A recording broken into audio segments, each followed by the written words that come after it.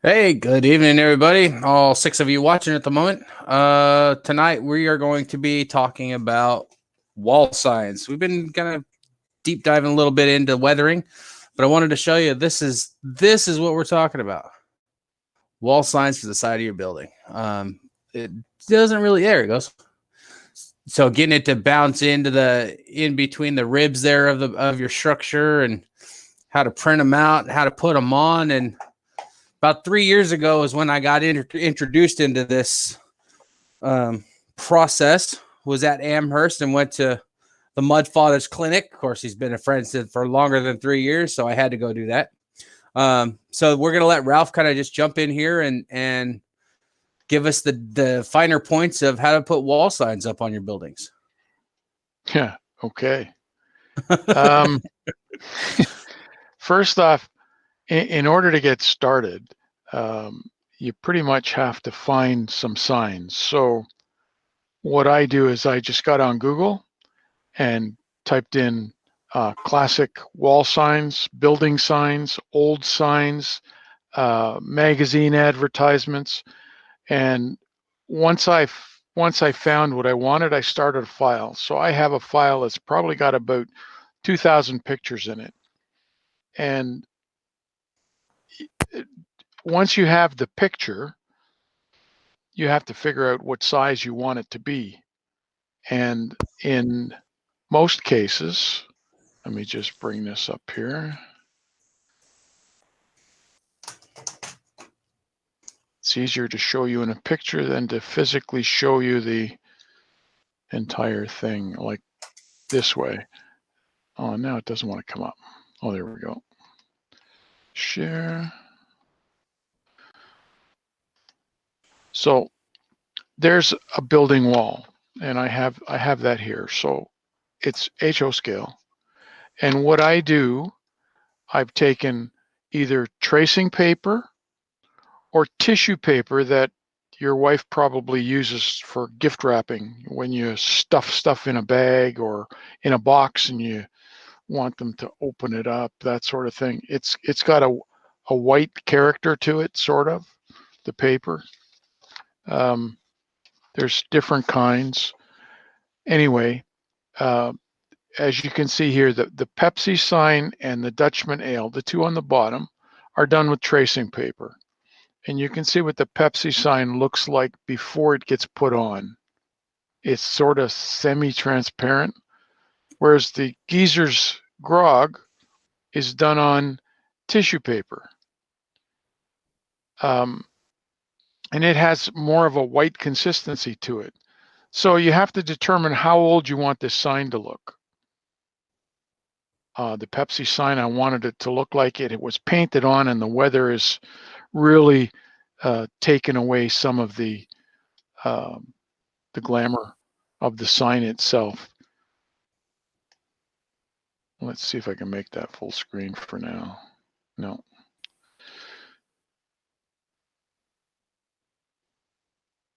Oh, there we go. Yeah. All right. You still see it? Yep. Okay.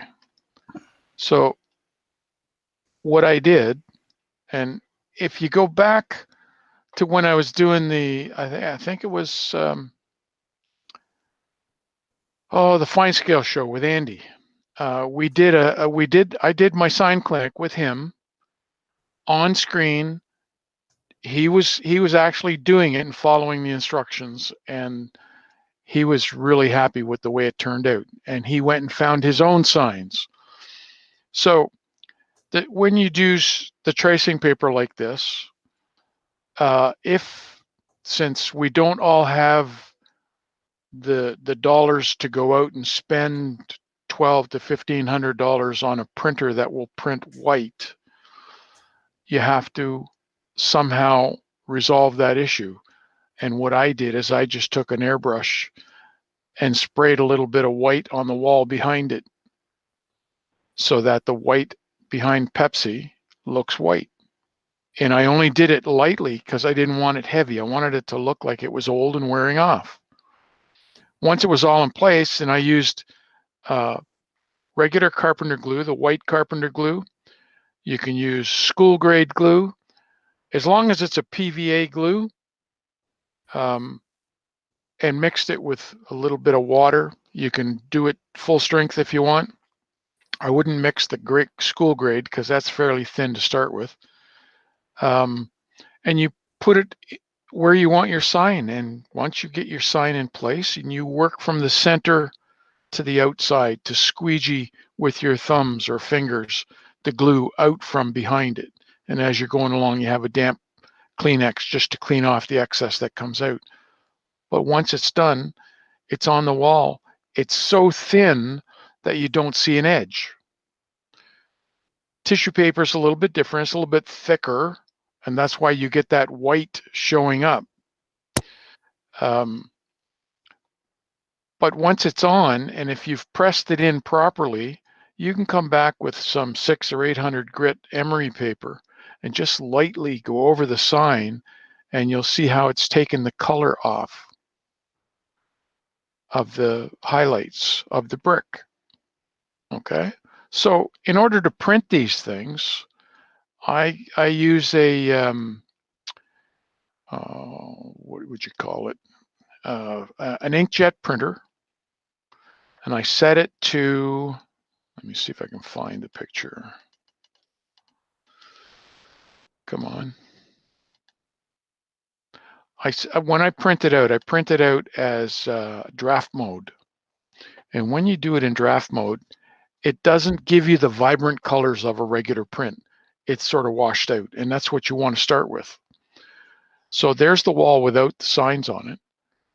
I was experimenting to see what would happen if I sprayed white behind the geezer's grog, and this didn't show up at all through the tissue paper. But when I did the Pepsi one, it did work. It did show up. So you got to have a thinner paper for that to work through. Yes. So you determine where you want your pictures or your signs. And what I usually do to let's see there. If I had a sign I wanted to do, I would put it in here. And let's go. All you have to do is go to insert a picture, and you can take any picture. Do I have one?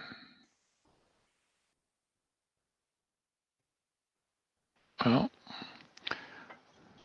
let's take this picture, for instance. So that goes on there. Now, that's graffiti on the side of a rail car, but let's imagine it's a Pepsi or a Coca-Cola sign. So what I do is when I set up Windows, this is Microsoft Office, Word, pardon me, I make sure the rulers are out.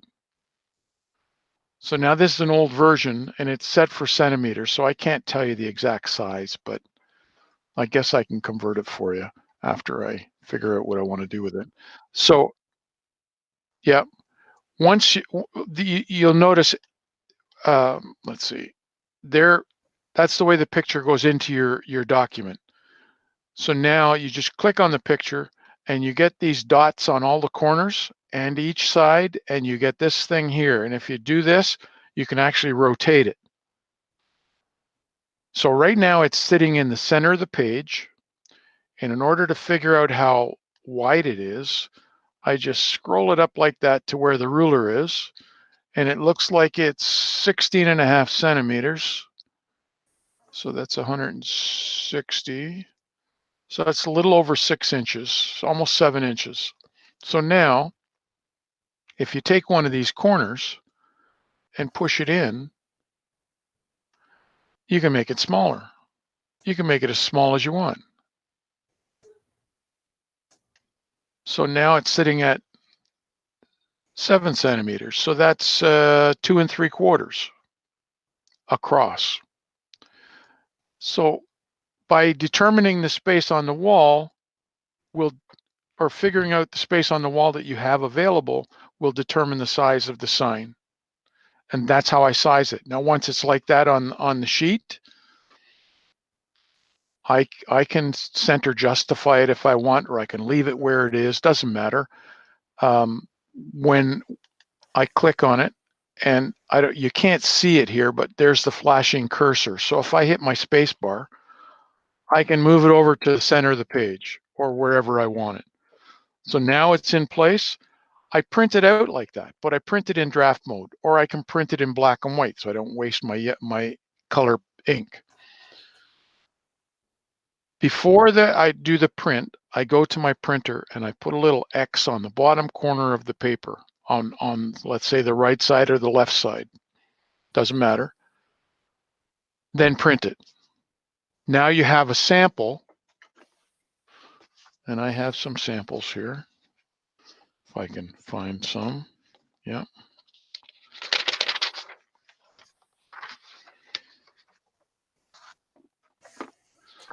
So I'll stop sharing for a second. Move this out of the way so I can see you guys. So there's printed out. So there's the Pepsi sign, and there's the Dutchman Ale. So now that I've got that, and I know the X was here, what I do is I draw a square around this. And in this case, I would make sure that it's at least a ½ inch bigger than the artwork. So ½ inch bigger than the artwork's going to make it almost 3 inches square. And once I have that line drawn around there, I can cut that out and replace it with the tissue paper or the tracing paper. And once you cut it out, it goes a little.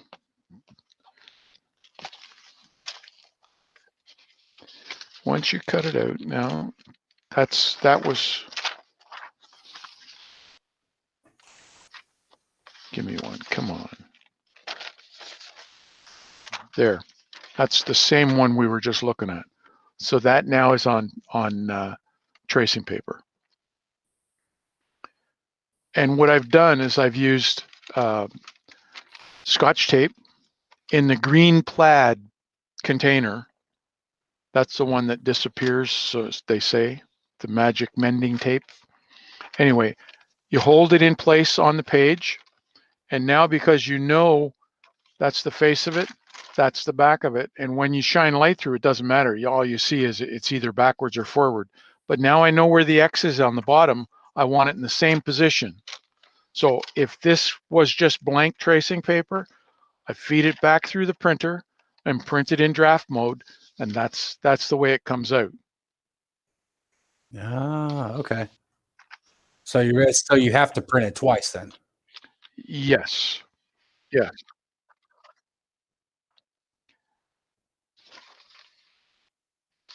Same printer paper. It's the same piece of paper that you cut. Right. Well, no, that's not the reason why I put the X on it. The reason why I put the X on it is so when you put it back through the printer a second time, you know the orientation that it's supposed to be in, because now you have that opening there with the tissue paper. If you happen to flip it over or turn it around the wrong way, it's going to print back on the printer paper and not on the tissue paper. It's just for reference. So, you know, when you feed it back in again, you know the X was on the right-hand bottom corner, and that's the way it's going back into the printer, and it'll print exactly where you want it. And correct me if I'm wrong, but the reason you don't put the tissue paper through the printer directly is because it'll rip the tissue paper and shred it out, right? It'll do more than that. It'll screw up your printer. It'll just chew it all up and glob of tissue paper that you'll have to go digging for. It'll jam it up. So we got a question here, but from South Brooklyn Railroad. Sorry, I can't speak tonight. Apparently, he would like to know where you get the tracing paper. Okay, well, hang on. Our producer is telling us to tell you to get it from the tracing paper store, or any graphic art store, art supply store. This particular pad I got at Walmart in the art section. So this comes in a 9x12 sheet. You have to cut it down to whatever you need. This one here, this came from an art store. I stole this one from my wife. It's the same size. But then there's also, and you can't always find it, but you will find it in an art supply store. This stuff. This is what they call onion skin paper, and most of the guys that do architectural stuff know all about this. It's hard to find, but it's the best one of all because it's more transparent. That's what I did the Pepsi sign with, the initial one. It's thinner. Okay. That's a vellum. No. Okay. This is just really, really thin paper, and if I hold, you can see my fingers through it. All right. If I put the Pepsi sign behind it, you'll see it with no problem, but you won't see that in the tissue paper there.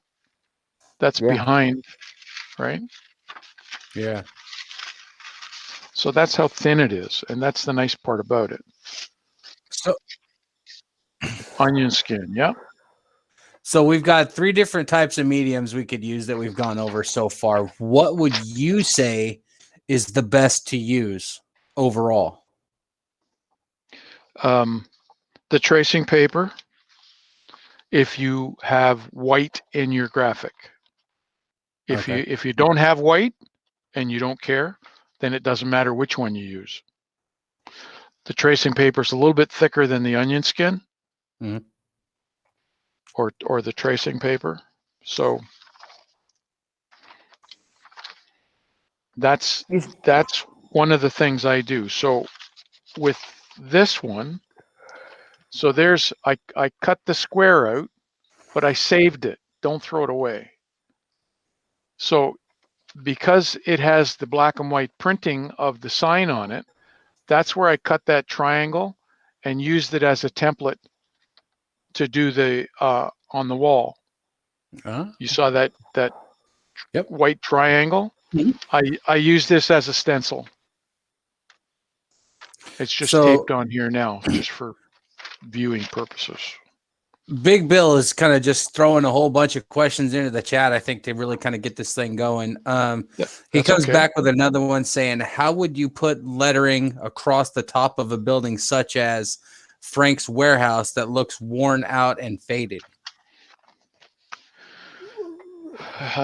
You could do it the same way, but you set up your Microsoft Word so that you're printing horizontal instead of vertical like a normal page is, and use the letters that are in Microsoft Word. And if you hang on, I'll show you that. We'll do that. Just let me get this out of the way. And you could probably go and download different fonts that you want to use and then upload them into Word and have it work, right? If you have an approved version of Microsoft Office, you'll have a working, like for anybody who has Windows 10, if you have 360, you have a working version of Word, and you can go to Microsoft and download all of their fonts that are available. Which is a bunch, but it has to be a version of Microsoft Office. Now, at this point, it has to be Office 2013 or newer. Well, if it's 360, you don't have to worry, because the reason the version I have right now, this one that I'm showing on the screen, is 2010. And they have stopped supporting it. So when I went to get something for it the other day, they said, sorry, we don't support it anymore. So I now have to upgrade. But anyway. You get 2 versions. You get 2 versions back. So the new version is 2019. You get 2016 and 2013 even, but 2013 will fall. But how about, have you done it with negatives? Well, speaking of this side that Bill's talking about. That's what I was getting at. with Okay. what Bill was saying. So what type of lettering do you want, Bill? Do you want black letters or white letters?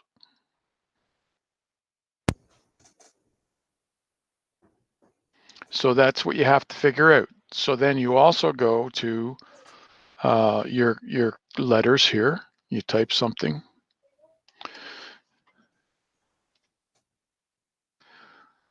And I highlight it, and I come up here and I change the font size to,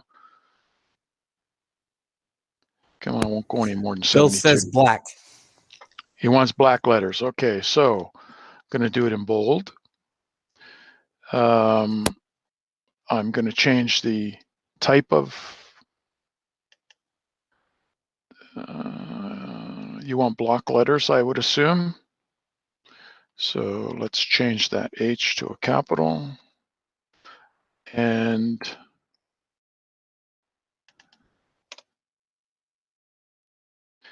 this is Hello Bill office building. Now, if you want it all in caps, that's fine. You do it in caps. Normally, you can go higher than 72, but like I said, they're not supporting this anymore, so I can't go higher than 72. But 72, if you measure it, that is 1, 2, 3, that's 3 centimeters. That's over an inch tall right now. So let's just shrink this down a bit. Now I can move that over to the side and measure it completely. So from 9 to 7 is 2 centimeters. 2 centimeters is 3/4 of an inch tall. If you want it bigger than that, then you'll have to find a way to get bigger. Some of these fonts that are in the list, you can get bigger. And some of them are less than 72. So that's 72, I think they call it point.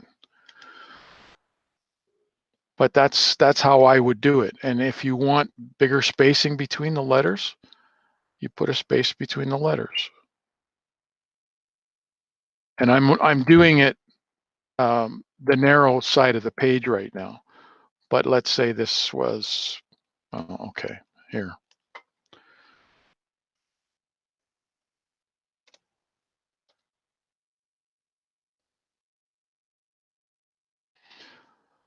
And you can change the actual shape of the letters just by going and picking the font style.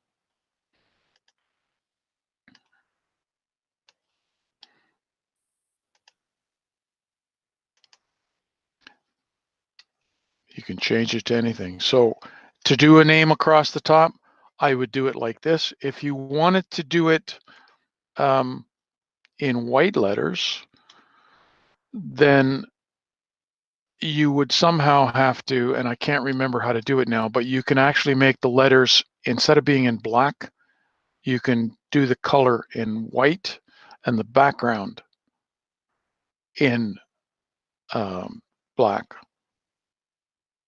But I'm not exactly sure how to do it now. Let's see. You have to experiment. Change style, editing color. There we go. So I can change the color to any color I want, including white, which isn't there. It's up here. So you'll notice it disappears. But you don't want it white right now. You want it in black. And that's how I would do a sign across the top. If you want the letters bigger than that, then, like I say, try and find. Well, that's, no, it's still 72. So that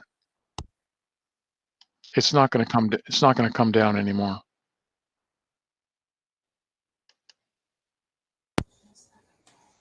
So you can use any of these techniques to make to build out like a billboard too.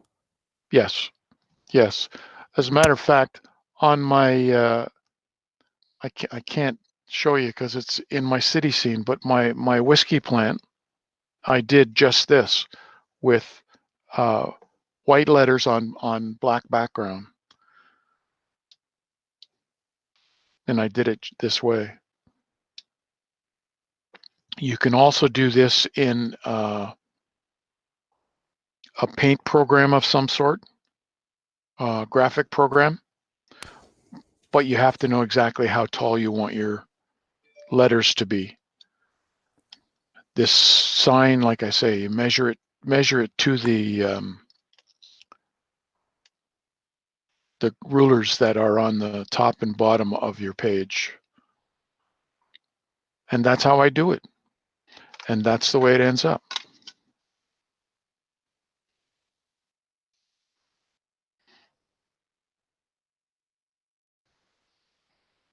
So now Andy also did this. He did this when we did the build show. Robert did it when I presented it at Springfield, the Amherst show.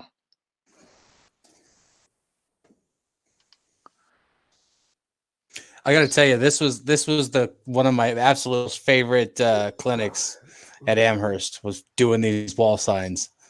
I was just so impressed with how, first of all, how well you taught this, but you've also taught this thing like 500,000 times by now. But the finished product was so cool. In what was it, like an hour? Yeah, it was. It had to be done in an hour. It was awesome. I Well, was totally impressed. To me, all the great railroads, George Celios's and other great railroads I've seen, they always had that effect on so many of the structures, and it was a great place to show off basically a weathered effect. So many of the railroads I loved had those effects, and they were, kind of commonplace. I think signage, road signs or otherwise, is one of the easiest ways to set the era and location of the place you're modeling. If you've got John Deere tractors of a certain thing, it's going to set the era and that you're in an agricultural region, etc.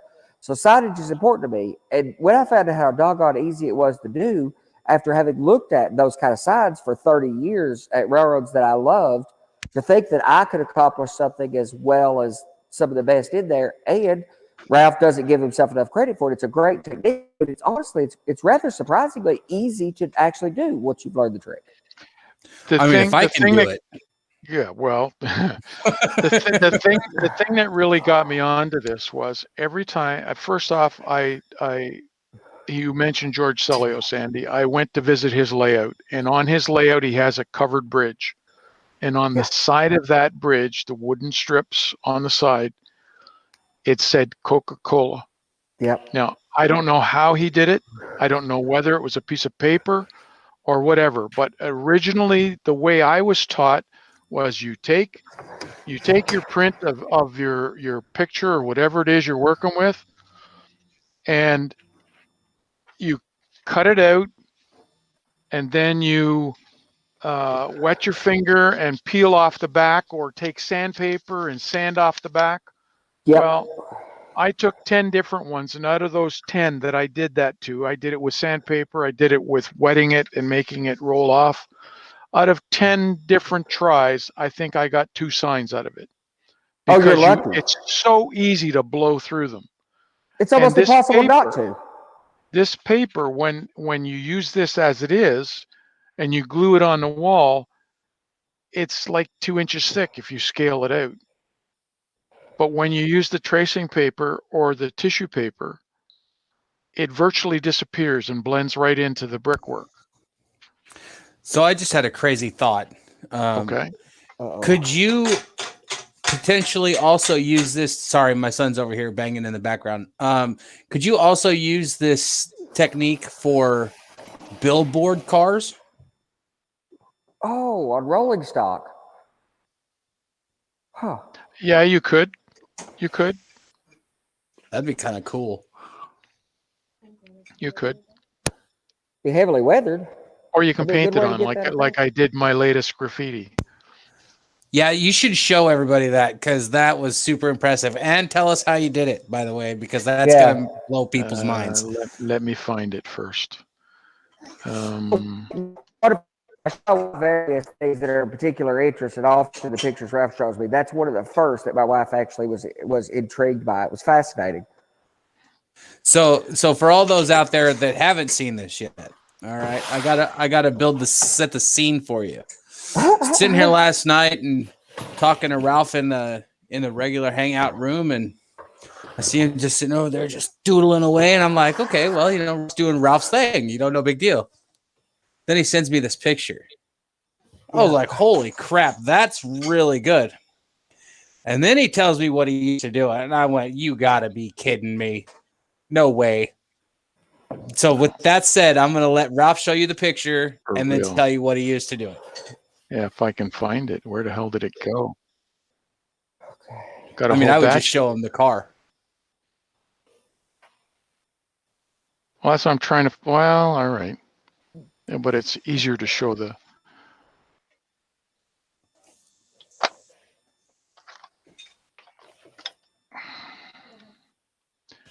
Okay.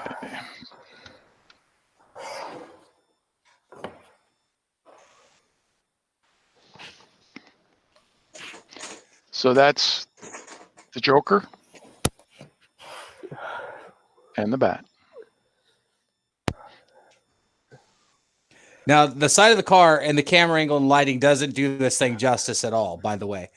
But Ralph, what did you use to do this graffiti?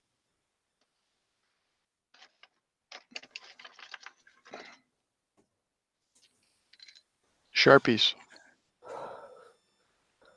Sharpies. The white background is paint, but this is black and a red Sharpie. One is the fat point to fill in the big areas, and the other one is the fine point to do the edges and around the eyes and the mouth or the eyes of the Joker. Ladies and gentlemen, this is why we call him the Mud Father. Who else do you know has done this with a freaking Sharpie? Come on, man. Yep. So that's it. That's my everybody story. Everybody talks about the cost of the hobby, and if you could sit down with a rolling stock and a 75-cent Sharpie, and you could do that kind of work, cost can't be the only hang up. Now I just have to find Sharpies in other colors. They make them. Dollar Tree has them. Yeah. Well, right now I'm not going out too far. You're on this Dollar Tree kick. Are you sponsored or something? I'm just curious. I wish I was sponsored by Dollar Tree. No, man, I love Dollar Tree. I am such a miser when it comes to this hobby. I will find whatever I can at the Dollar Tree, and I will repurpose it to work for the railroad. Granted. I'm cheap. I'm not going to lie. I'm cheap. That's also why I'm not going to get myself a freaking proto throttle, but we're not going to go into that conversation. So, Ralph, Sparky wants to know, did you dull coat over that Batman and Joker? Not yet. What I did was some Tamiya flat first, then I used the Sharpies, and I did it in 2 layers. So the next layer was some more Tamiya because I didn't know how the ink in the Sharpie was going to affect the dull coat, because I know mineral spirits affects dull coat, and I didn't want to take the chance. Also, alcohol affects it, so I don't know what the chemical is in the Sharpie. Yeah, so the base in Sharpie is alcohol. Well, yeah, that's what I was thinking too. What's on the other side? Randall Ellison's asking, what's on the other side? You just have it. It's a Morton. It's a Morton Salt car that I'm working on. So on this side, I'm going to put Marvin the Martian. Oh, that's awesome. Well, tell them whose car that is. Again, to dispute the cost of the hobby argument. Oh, that's a cool looking car. Yep. I was viewing a post by Ron Kleiss. Ron Kleiss's Mind Mount Models. And he was showing a bunch of the cars that he pulled out of the attic that he was going to throw away. And that car caught my eye. It's an old Tyco car. I mean, it's probably not worth $3. It is now. So I said to him, "What do you want for the car?" And he said, "Well, you can have it. I'll send it to you." I said, "Well, I'll pay for the shipping and that."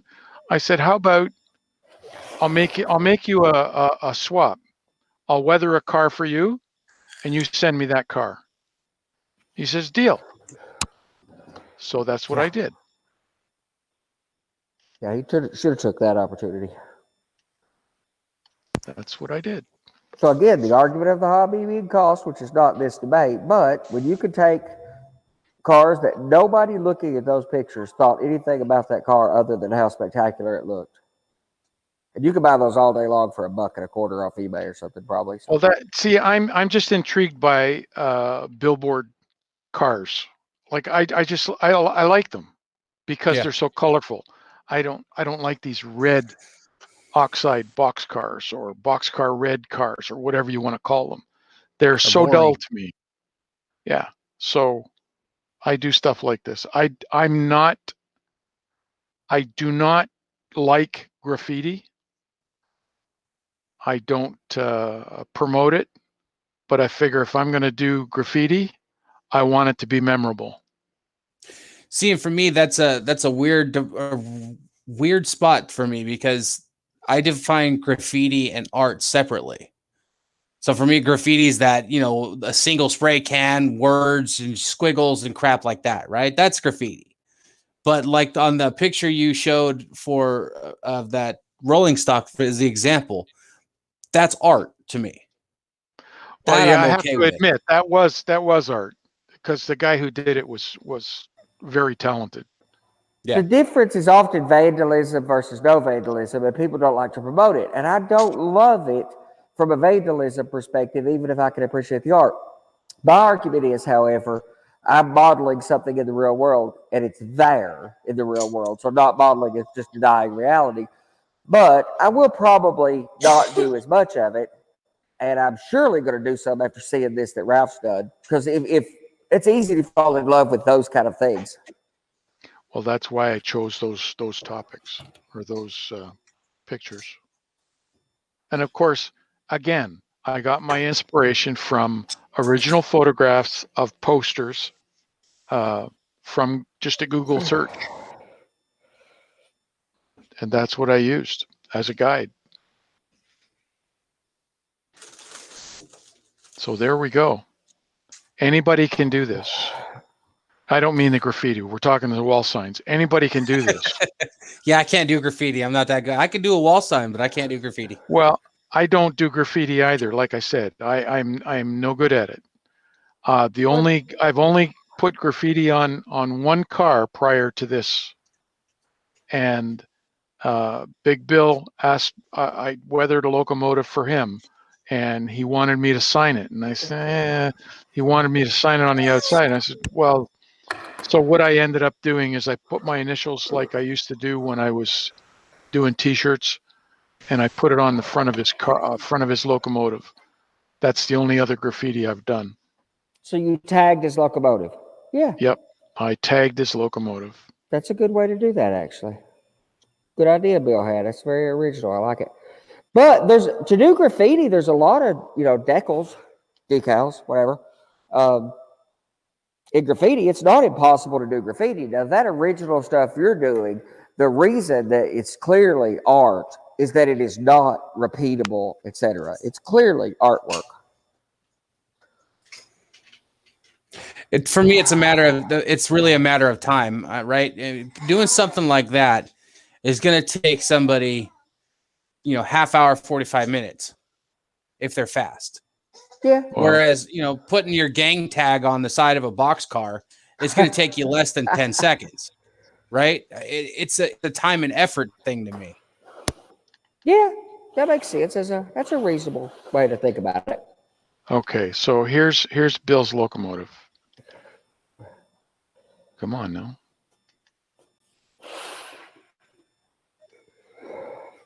So there's where I tagged it, right on the front.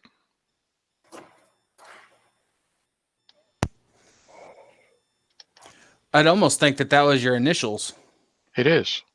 Well, see, look, and I it can looks read like the tag. chalk that they, it looks like the chalk, quote unquote, graffiti, the chalk tagging that freight people switching freight cars used to write on the sides of cars and yards. And believe it or not, it is chalk. I have a chalk pencil. What? Yes. So, Okay. Yeah.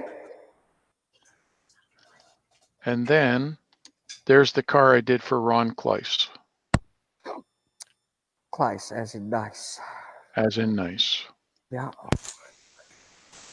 And that was That done almost with, to me that looks light weathered. well, that's what he asked for. Ooh. And that was done with the watercolored pencils, the weathering pencils, Wow. the AK weathering pencils, Yeah, that streaking that's coming down at the end of the the letters. door sides, and that is just with the pencil. Yep. Huh. That's amazing how powerful you can get with the pencils and pulling the letters down, the white down, that you could just do that with a $10 pack of pencils. Well, it's not $10. Well, for the big pack, no. This pack of pencils cost me $70. There's 37 colors in here. 37. But that's a pretty safe place to start when it comes to weathering, getting those watercolor pencils, man. That's a pretty safe bet. Well, you can wipe a ball. Yeah, pretty much. Yeah. The reason why it's such a good place to start is because it's watercolor. And if you don't like how it turns out, you take a wet rag, wipe it off, and start over. But you have to do it on a dull finish. I won't say dull coat, a dull finish. So dull finish it first. Yeah.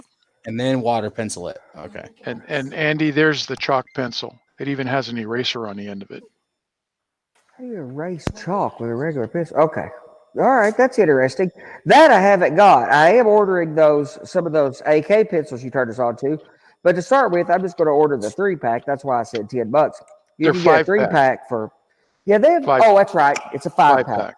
5-pack. Yeah, that has the rust and some of that stuff. And it's probably more than $10, but it's not $20. It's not expensive. It works out to about $1.30 a pencil. Yeah, that makes sense. Pretty affordable. So it might be about $8, $9 a box. I knew they were pretty cheap. Yeah, that's why I like really them. good. So I think what I'd like to do is find an Amazon link and put it in the description or something later on when we go to actually kick this thing over to the YouTube itself instead of running live. That way everybody has a reference marker and they can go source their own.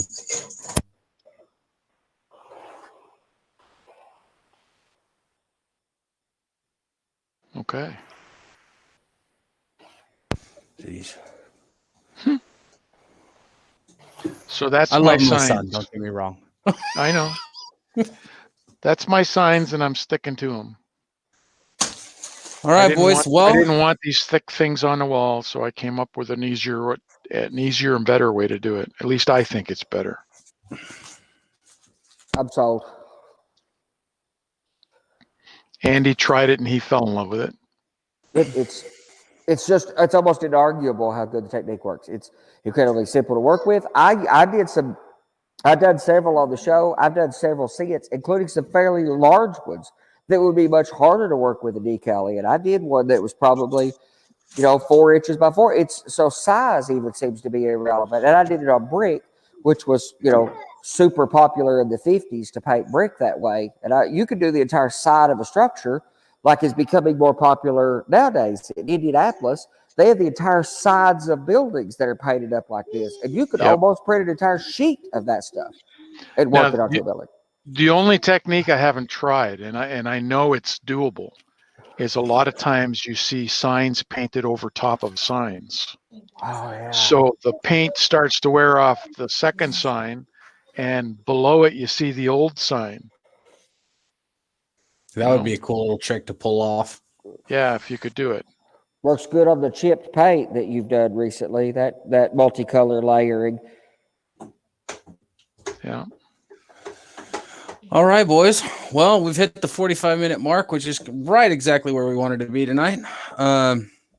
So next week we are going to be talking about trees, different sizes, different types, different everything. Johnny has a show this week. I'm not entirely sure. I think so. Nope. Johnny's is the Yeah. 11th. Do we have a Big Bill show this week? Maybe. No. So we're Hey, the next show. Railroad Empires we're all the time, baby. Hey.